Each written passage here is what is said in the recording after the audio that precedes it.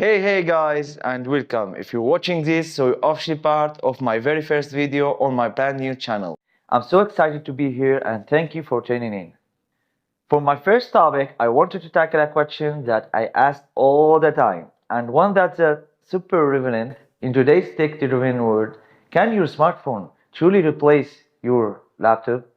It's a huge debate, right? On one hand, smartphones have become incredibly powerful. They're literally supercomputers in our pockets. We use them for everything. On the other hand, the laptop has been the undisputed king of productivity for decades. So, it's time to ditch the bulk and go all in on mobile. Or are we not quite there yet? Let's break it down. First, let's talk about why people are even asking this question, this incredible powerful of today's smartphones. Point 1. Portability and convenience. You can do work from literally anywhere. A cafe shop, a pass, even just logging on your couch. Laptops, while portable, still aren't this convenient. Point 2. App ecosystem.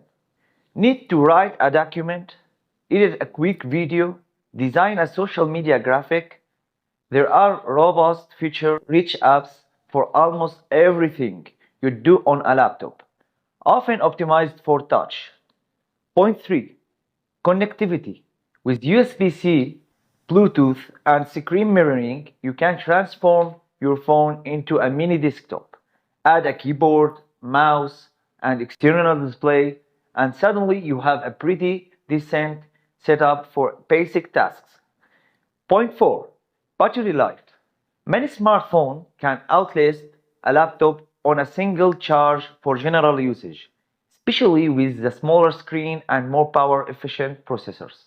Okay, so phones are amazing, but let's be real, laptops still hold a significant edge in several case areas. Point 1. Ergonomics and input. For serious typing, detailed design work, or long hours of coding, a full-size keyboard and precise trackpad or mouse are just superior. Touch screen typing is okay for short posts, but not for novels. Point 2. Processing power and cooling. While phone chips are powerful, laptops, especially dedicated ones, have more powerful. CPUs and GPUs are circularly better cooling system. This means sustained performance for demanding tasks like 4K video editing, large data analysis, or gaming. Point 3. Screen real estate, multitasking. A larger screen is just better for productivity. You can see more, have multiple applications, often side by side, and generally manage complex workflows more efficiently. Try managing dozens of tabs or layers in Photoshop on a phone. Point 4. Port selection and external peripherals. Laptops typically offer a wider range of ports, making it easier to connect external cards, monitors, projectors, or transfer files directly from cameras. Where dongles exist for phones, it's not the same seamless experience. Point 5. Software and OS. Desktop operating systems are still designed for complex file management, installing a wider range of software and offering more professional control over your system. So after looking at both sides, the answer isn't simply yes or no. It's really boils down to your specific needs and workflow.